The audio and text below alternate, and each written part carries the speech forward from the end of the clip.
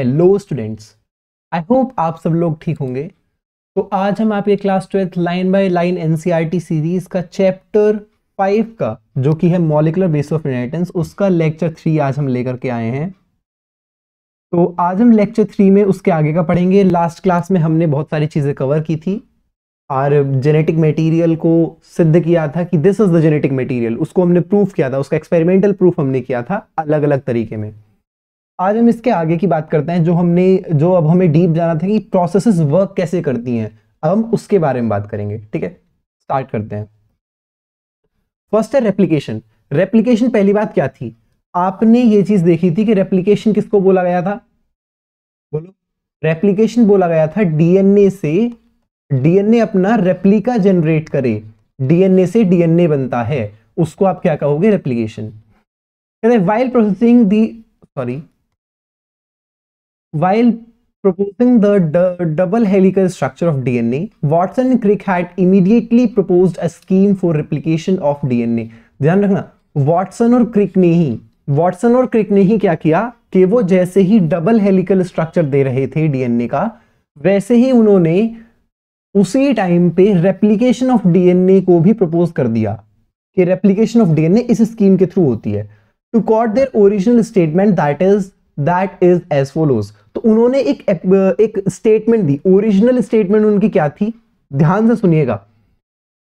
It has not escaped our notice, यानी कि ये हमारे नोटिस से नहीं गया, ये हमें ध्यान है, ये हमारे मतलब ऐसा नहीं है कि हमारे ध्यान में नहीं आया हो, तो ये हमारे नोटिस करने से अलग नहीं हुआ है। That the specific pairing we have postulated immediately suggested a possible coping mechanism for the genetic material। कि जो हमने पोस्टुलेट किया, पोस्टुलेट यानी कि जो उन्होंने स्टेटमेंट्स बनाई, तो वो कह रहा है जो हमने पोस्टुलेट किया उसका इमीडिएटली क्या हुआ कि एक सजेशन भी हम दे रहे हैं कि कॉपिंग मैकेनिज्म इस तरीके का होगा जेनेटिक मटेरियल का। ठीक है, उन्होंने डबल स्ट्रैंडेड डीएनए का डबल हेलिकल मॉडल दिया था डीएनए का, उसके साथ में उन्होंने ये चीजें बोली और ये 1953 में ही उन्होंने बोल दी थी। 1953 में ही उन्होंने ये चीज बोल दी थी। The scheme suggested that the two strands would separate and acts as the template for the synthesis of new complementary strands। तो कह रहा है कि दो स्ट्रैंड अलग होंगे, सेपरेट होंगे और फिर वो एक्ट करेंगे एज अ टेम्पलेट। टेम्पलेट यहां पे पेरेंट को बोला गया है, तो वो टेम्पलेट की तरह वर्क करेंगे जिससे कि नया कॉम्प्लीमेंट्री मतलब उसी के जैसा, उसी के ओपोजिट वाला जैसा कि ए के साथ टी ही लगेगा और जी के साथ सी ही लगेगा और प्यूरिन के साथ हमेशा पायरिमिडीन ही लगेंगे। After the completion of the replication each DNA molecule would have one parental and one newly synthesised strand. यानी कि उसके बाद में क्या होगा कि एक पेरेंटल, देखो डबल हेलिकल मॉडल था इस टाइप का, इसको ध्यान समझते हैं, डबल हेलिकल मॉडल था इस टाइप का, ये और ये। ठीक है, अब क्या होगा कि ये दोनों सेपरेट होंगे, सेपरेट होके एक ऐसे आया और एक ऐसे आ गया, दोनों सेपरेट हो गए। ठीक है, अब क्या हुआ, दोनों ऐसा टेम्पलेट काम करेंगे और वहां पर क्या होगा, वहां पर अब कॉम्प्लीमेंट्री बन जाएगा। कॉम्प्लीमेंट्री को वही अलग कलर से बताना पड़ेगा ना तुम्हें, तो कॉम्प्लीमेंट्री अलग कलर में बन जाएगा। ये रहा, ये कॉम्प्लीमेंट्री है, कॉम्प्लीमेंट्री अलग कलर में बन गया। तो अब ये क्या हुआ, ये दोनों, अब कहोगे सर वो भी अलग कर दो, रुक जाओ बेटा। तो ये दोनों के दोनों आपको कैसे आ गए, ये दोनों के दोनों आपका नए स्ट्रैंड्स बन गए जिसमें से एक हेलिक्स जो है वो है किसका, पेरेंटल टाइप का, और एक हेलिक्स न्यूली फॉर्म्ड है। दोनों में देख लो, वो यही कह रहा है, एक न्यूली सिंथेसाइज्ड स्ट्रैंड है और एक स्ट्रैंड पेरेंटल का है। This scheme was termed as a semi conservative DNA replication, और इसी स्कीम का नाम था सेमी कंजर्वेटिव डीएनए रेप्लिकेशन। ये ध्यान रखना कि ये पीवाईक्यू में आ चुका है कि ये किसके अंडर में आता है, तो ये रेप्लिकेशन ऑफ डीएनए के अंदर में आता है, semi conservative DNA replication. Experimental proof, अब इसका एक्सपेरिमेंट किसने किया था, ध्यान से सुनना। It is proven that the DNA replicate semi conservatively, ये प्रूव हो चुका था 1953 में। It was shown first in the E coli and subsequently in the higher organisms such as plants and human cells. Matthew Meselson and Franklin Stahl, इसको Matthew and Stahl and Meselson भी इसका experiment का नाम है। Perform the experiment in 1958। Experimental proof किसने दिया और postulate किसने किया, दोनों में कंफ्यूज मत हो जाना। सेमी कंजर्वेटिव नेचर को पोस्टुलेट किया था किसने, वॉटसन एंड क्रिक ने, लेकिन उसका एक्सपेरिमेंटल प्रूफ किसने दिया, मैथ्यू मेसेल्सन और फ्रैंकलिन स्टेल ने उसका एक्सपेरिमेंटल प्रूफ दिया। ठीक है, दे ग्रू E coli in a medium. अब उन्होंने कैसे एक्सपेरिमेंट किया, तो वो कह रहा है ई कोलाई को एक मीडियम जो कंटेन करता था 15NH4Cl, जिसमें 15NH जो है ना वो हेवी आइसोटॉप है नाइट्रोजन का, वो डेंसिटी के बेस पर अलग नहीं है। As the only nitrogen source for the many generations, the result was that 15N was incorporated into the newly synthesized DNA as well as other nitrogen containing compounds। उनमें वो क्या हो गया, इनकॉर्पोरेट हो गया। दिस हैवी डीएनए, अब जो ये हैवी डीएनए बना molecule will be could be distinguished from the normal DNA by centrifugation in a caesium chloride. और इसको हम सेपरेट भी कर सकते थे, कैसे, सेंट्रीफ्यूगेशन, सीजियम क्लोराइड में सेंट्रीफ्यूगेशन करा करके हम उसको सेपरेट कर सकते थे कि this is the normal DNA and this is the heavy DNA, density gradient के बेस पर। ठीक है, अब ध्यान रखना जो कि मैंने आपको पहले बताया है, 15N जो था वो रेडियो एक्टिव आइसोटॉप नहीं था, वो डेंसिटीज के बेस पर वो हैवी आइसोटॉप था, दैट्स इट, रेडियो एक्टिव नहीं था। Then they transferred the cells, क्योंकि अगर रेडियो एक्टिव होता तो वो अलग तरीके में चेंज हो जाता। Then they transferred the cells into a medium with normal, अब उन्होंने नॉर्मल में करके देखा, and took the samples at various definite time intervals as the cell multiplied. जैसे सेल मल्टीप्लाई करती गई उन्होंने उनका सैंपल लिया अलग अलग टाइम इंटरवल्स पर, and extracted the DNA that remained as double stranded helices. और वो एक्सट्रैक्ट किया उन्होंने डीएनए जो कि एक डबल स्ट्रैंडेड हेलिक्सेस था। ठीक है, the various samples were separated independently on caesium chloride gradients to measure the densities of DNA. ठीक है, अब ये देखिए, ये वाला था जो उन्होंने रेडियोएक्टिव लिया, इसको फर्दर 20 मिनट्स के बाद, वो particular time interval E coli को इतना टाइम लगता है, 20 मिनट्स के बाद में जनरेशन 1 को देखा गया, उसमें 2 स्ट्रैंड थे, एक पेरेंटल और एक न्यूली फॉर्म्ड। फिर 40 मिनट्स बाद, 40 क्यों, टोटल टाइम के 40 मिनट्स बाद, टोटल टाइम के 40 मिनट्स बाद, यहां पे भी 20 है, यहां पे भी 20 है। देन हमें ये देखने को मिला जनरेशन 2 में। जनरेशन 2 में क्या, ये कंप्लीटली न्यू आ गया और हमेशा 2 ही आपके पेरेंटल टाइप के आएंगे, बाकी सब कंप्लीटली न्यूली फॉर्म आ जाएंगे। ठीक है, ये उनका एक्सपेरिमेंट था। Thus, the DNA that was extracted from the culture one generation after the transfer from 15N to 14N medium, 14 nitrogen medium, that is after 20 minutes E. coli divides in 20 minutes. E. coli 20 minutes में divide करता है, जो कि मैंने आपको बता दिया। तो कहता है after 20 minutes had a hybrid or immediate density. DNA extracted from the culture after the another gradient, that is after 40 minutes. 40 minutes from first generation. Not from first generation, 40 minutes from parental type. Second generation was composed of the equal amounts of this hybrid DNA and light DNA. यानी कि 2 hybrid DNA बने और 2 light DNA बने। ठीक है, अब ध्यान रखना बहुत इंपॉर्टेंट है, अगर ई कोलाई को अलाउ कर दिया जाए 80 मिनट तक ग्रो करने के लिए, ये तो था 40 मिनट का डाटा, 80 मिनट तक हर 20 मिनट में प्रोड्यूस कर रहा है। पहले क्या था, सिर्फ 2 आपके कैसे आए, कैसे आए थे, हाइब्रिड टाइप। ठीक है, पहले 20 मिनट्स में, फिर 20 में 2 हाइब्रिड और 2 नॉर्मल, और 20 मिनट्स में हाइब्रिड 2 ही रहेंगे। जैसे 2 के 4 हुए, अब 4 के 8 हो जाएंगे, तो 6 नॉर्मल। फिर 20 मिनट्स बाद हाइब्रिड 2 ही रहेंगे, जैसे ही 8 के अब कितने हो जाएंगे, 16, 16 में से 2 गए 14, तो 14 नॉर्मल। ये 80 मिनट्स का डाटा है, आप इसको समझना जरूर। इफ इकोलाई वाज, ये तो हमने बता ही दिया अभी, है ना। Very similar experiment involving using of radio active thymine. ध्यान रखना यहां पे रेडियो एक्टिव थायमिडीन को यूज किया गया रेडियो एक्टिव थायमिडीन को। वो कह रहा है रेडियो एक्टिव नहीं था, ये कह रहा है रेडियो एक्टिव है। कब यूज हुआ, कैसे यूज हुआ, उसको देख लेना, अभी आगे चल के देखते हैं उसको। लेकिन ये बहुत इंपॉर्टेंट क्वेश्चन है, आया हुआ है। To detect distribution of newly synthesised DNA in the chromosomes was performed on, किसमें, वीसिया फाबा। वीसिया फाबा, फाबा बीन्स को बोला जाता है। टेलर ने और उसके कलीग्स ने एक्सपेरिमेंट किया था सेम 1958 में। पीवाईक्यू क्वेश्चन है, काफी बार आया है, बहुत ही छोटे से एक हिस्से में लिखा हुआ है एनसीईआरटी के इस चैप्टर के, इस वजह से काफी लोग इसको इग्नोर कर देते हैं और वो भूल जाते हैं।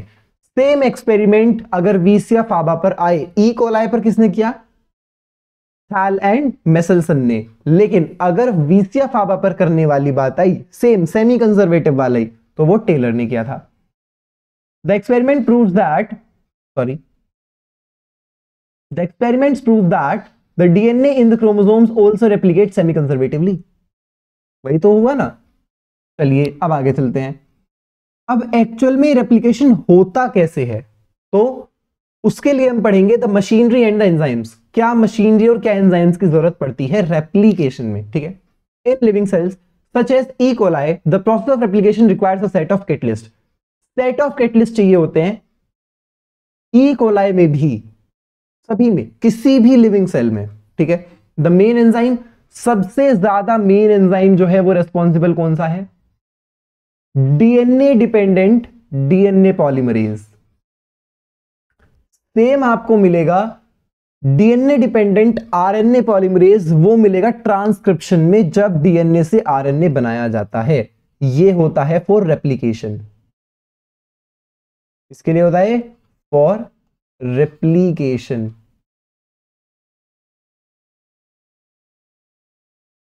Okay, since it uses a DNA template to catalyze the polymerization of deoxynucleotides, these enzymes are highly efficient enzymes as they have to catalyze polymerization of a large number of nucleotides in a very short time. इसका मतलब क्या है, कि बहुत ही छोटे से time में बहुत बड़े बड़े पॉलीमराइजेशन को वो कंप्लीट करते हैं, उसको कैटलाइज करते हैं highly efficiently.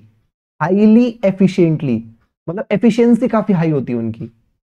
E. coli that has only 4.6 into 10 to the power 6 base pairs, जो E. coli इतना, जिसमें इतने बेस पेयर्स हैं, compare with the human diploid cell में इतने होते हैं, तो ये रेप्लिकेशन खत्म कर लेता है 18 मिनट्स में। 18-19 मिनट्स के आसपास टाइम आएगा, उसमें कंप्लीट कर लेता है अपनी। अगर इस हिसाब से देखें तो ये इतनी फास्ट प्रोसेस हो रही होती है कि अप्रोक्सीमेटली 2000 बेस पेयर्स पर सेकेंड,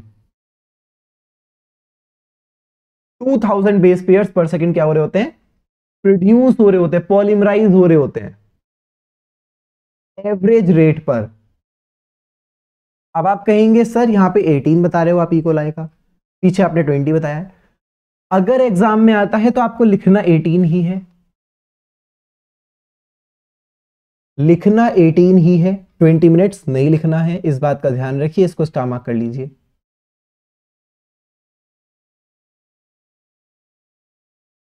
ठीक है।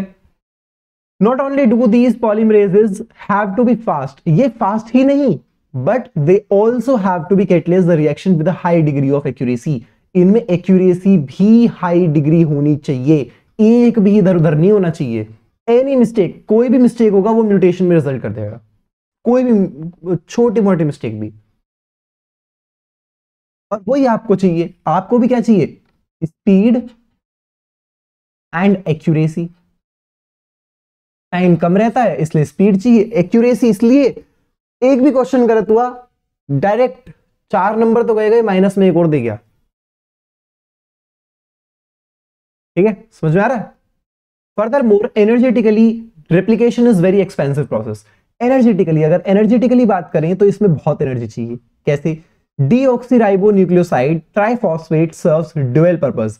यहां पे न्यूक्लियोसाइड ट्राइफॉस्फेट जो है वो ड्यूअल पर्पस को सर्व करता है। In addition to acting as a substrate, substrate की तरह भी एक्ट करता है और वो एनर्जी भी प्रोवाइड करेगा, सबस्ट्रेट की तरह भी एक्ट करेगा और एनर्जी भी प्रोवाइड करेगा। ठीक है। For this reaction, the two terminals phosphate in a deoxynucleotide triphosphate are high energy phosphates, same as in the case of ATP. ठीक है, तो ये ड्यूअल नेचर सर्व करेगा। इसको भी ध्यान रखना, ड्यूअल नेचर कौन कौन से होते हैं, ये क्वेश्चन आ सकता है, क्या मार्क कराने पड़ते हैं तुम्हें सारे questions. In addition to the DNA-dependent DNA polymerase, many additional enzymes are required to complete the process of the replication with high degree of accuracy. लेकिन जो मेन है वो कौन सा है? DNA-dependent DNA polymerase. For long DNA molecules, बड़े DNA molecules के लिए क्या होता है? Since the two strands of DNA can't be separated in its entire length, तो जो दो strands हैं वो पूरी एक साथ तो नहीं हो सकते। जो बड़े बड़े डीएनए है उसमें पहले पूरा सेपरेट करो फिर स्टार्ट करो, इतने उसको कुछ हो जाएगा नहीं।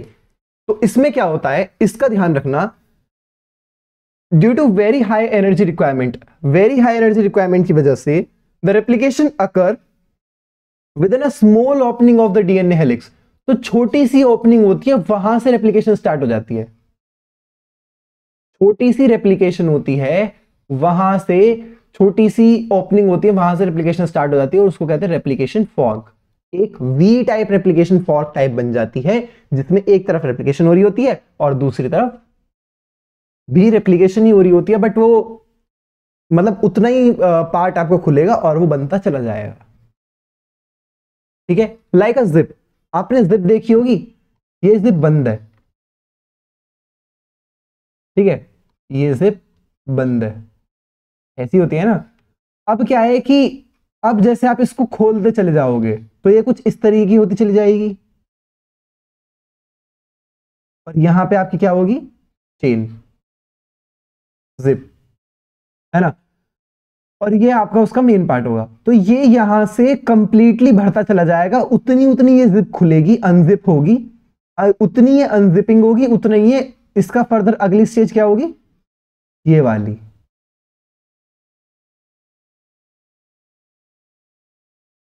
जिसमें यहां पे वो जिप हो रही होगी और ये यहां तक आ चुका होगा। ठीक है, the DNA dependent DNA polymerase catalyses the polymerisation only in one direction. ध्यान रखना, डीएनए डिपेंडेंट डीएनए पॉलीमरेज है वो सिर्फ एक ही डायरेक्शन में पॉलीमराइज करता है, दैट इज 5 to 3। और ये PYQ का भी क्वेश्चन है, काफी बार आ चुका है, स्टार मार्क कर लीजिए, बहुत इंपॉर्टेंट क्वेश्चन है। This creates some additional complications at the replication fork. ये कुछ additional complications बना देता है। क्या complications होते हैं? Consequently, one strand, एक strand की तो polarity same होती है 3 to 5, तो वहां पे 5 to 3 वो बना रहा होता है, बट उसको कहते हैं continuous strand, उसको कहेंगे continuous, जिसमें DNA dependent DNA polymerase बना रहा होगा। While on the other, दूसरे वाले पे अगर आप बात करेंगे उसकी polarity 5 से 3 डैश है, 5 डैश से 3 डैश है, तो वो डिसकंटिन्यूअसली बनाएगा उसी रेंज में, बट डिसकंटिन्यूअसली बनाएगा। The discontinuously synthesised fragments are later joined, बाद में उनको इकट्ठा ज्वाइन कर लेता है और उसको ज्वाइन किससे होते हैं? डीएनए लाइगेज से। ये आपको आगे भी बहुत बार पढ़ने को मिलेगा, बायोटेक वाली यूनिट में भी आपको पढ़ने को मिलेगा, तो इसको स्टार मार्क कर लीजिए। जो ज्वाइनिंग होती है वो डीएनए लाइगेज से होती है। The DNA polymerases on their own can't initiate the process of replication. DNA polymerase जो है वो अपने आप से प्रोसेस को इनिशिएट नहीं कर सकता रेप्लिकेशन की। Also the replication does not initiate randomly at any place, और कहीं से भी, बीच में से कहीं से भी नहीं हो सकता। देयर इज अ डेफिनेट, कोई ना कोई डेफिनेट रीजन होता ही होता है सबके डीएनए के अंदर जहां से वो ओरिजिनेट होता है रेप्लिकेशन, और उसी रीजन को आप कहेंगे ओरिजिन ऑफ रेप्लिकेशन। इसको भी आप बायोटेक्नोलॉजी में काफी ज्यादा वास्ट वे में पढ़ेंगे, एक्सप्लेन्ड वे में पढ़ेंगे। It is because of the requirement of the origin of the replication that a piece of DNA, if needed to be propagated during recombinant DNA procedures, recombinant DNA procedure का ही procedure आप पढ़ने वाले हैं, recombinant DNA का ही आप procedure पढ़ने वाले हैं बायोटेक में, बायोटेक यूनिट में। रिक्वायर्स अ वेक्टर, तो उसके लिए वेक्टर की रिक्वायरमेंट होती है और ओरिजिन ऑफ रेप्लिकेशन की भी को भी वही प्रोवाइड करता है। अब देखिए यहां से 5 to 3 बन गया, ठीक है, वो हो गया आपका डीएनए डिपेंडेंट डीएनए पॉलीमरेज का। ये इतना ही अनजिप होता चला जाएगा, जैसे जैसे अनजिप होता चला जाएगा वैसे वैसे ही यहां तक, फिर यहां तक, फिर यहां तक, ऐसे ऐसे ऊपर तक कंप्लीट होता चला जाएगा। बट ये है कंटिन्यूअस स्ट्रैंड। डिसकंटिन्यूअस स्ट्रैंड क्या, क्योंकि बनना 5 to 3 ही है। अगर ऐसे बनेगा अब तो वो 5 to 3 नहीं बन पाएगा, फिर वो 3 to 5 बनेगा, क्योंकि पॉलैरिटी चेंज हो जाती है ना। 3 to 5 अगर टेम्पलेट है तो 5 to 3 बनेगा। तो 3 to 5 यहां वाली जो है वो उल्टे डायरेक्शन में है, तो भी उल्टे डायरेक्शन बनेगा। लगातार बन नहीं सकता क्योंकि पीछे से बनता हुआ आना है। इतना बनेगा, इतना बनेगा, इतना बनेगा, इतना बनेगा, इतना बनेगा, इतना बनेगा, इतना बनेगा, और फिर सबको एक साथ ज्वाइन कर लेगा। Further, not every detail of replication is understood well. कोई भी डिटेल है रेप्लिकेशन की आप अच्छे तरीके से तो नहीं समझ सकते, ये फैक्ट है। In eukaryotes the replication of DNA takes place at S phase of the cell cycle. कौन से में? S phase, DNA replication. आप पहले पढ़ के आ चुके हैं ये चीज सेल बायोलॉजी में, क्लास 11th में। The replication of DNA and cell division cycle should be highly coordinated. ये दोनों चीज ना हाईली कोऑर्डिनेटेड होनी चाहिए कि सेल डिवीजन जैसे, सेल डिवीजन की साइकिल जैसे चल रही है ना सॉरी, सेल डिवीजन की साइकिल जैसे चल रही है उसी हिसाब से रेप्लिकेशन चल रहा होगा डीएनए का। A failure in cell division after DNA replication, अगर डीएनए रेप्लिकेट हो चुका है और सेल डिवीजन नहीं होता है तो वो एक कंडीशन आती है जिसको हम पॉलीप्लॉइडी कहते हैं, अ क्रोमोसोमल एनोमेली। और आप मेरे को ये बताएंगे कि ये वर्ड हमने पिछले चैप्टर में कवर किया था, कहां कवर किया था? ये हमने पिछले चैप्टर में कवर किया है, और ये हमने क्रोमोसोमल डिसऑर्डर्स में कवर किया था।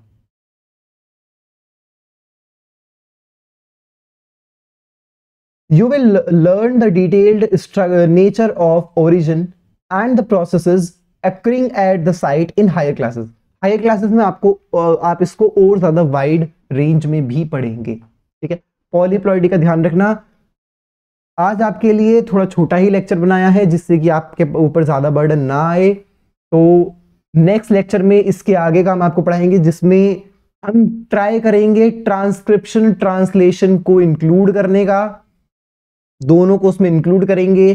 फिर जीन एक्सप्रेशन उससे नेक्स्ट लेक्चर में खत्म करेंगे, और हम कोशिश करेंगे अगले 2 लेक्चर्स में ये पूरा चैप्टर खत्म हो जाए, जो कि आपका कल एक लेक्चर हो जाएगा और एक लेक्चर उसके बाद कभी भी मंडे या ट्यूसडे कभी भी हो जाएगा। तो उसके हिसाब से आपको तैयार रहना है, ओके। एक लेक्चर इसी वीक में और एक लेक्चर में भी अगले वीक तक ना भी जा पाए, इसी वीक में खत्म कर दें दोनों लेक्चर्स को, ठीक है। तो तब तक के लिए पढ़ते रहिए। कोई डाउट आए तो उसको पूछ लीजिए कमेंट बॉक्स में, या कैसे भी आप फ्री हैं। Thank you.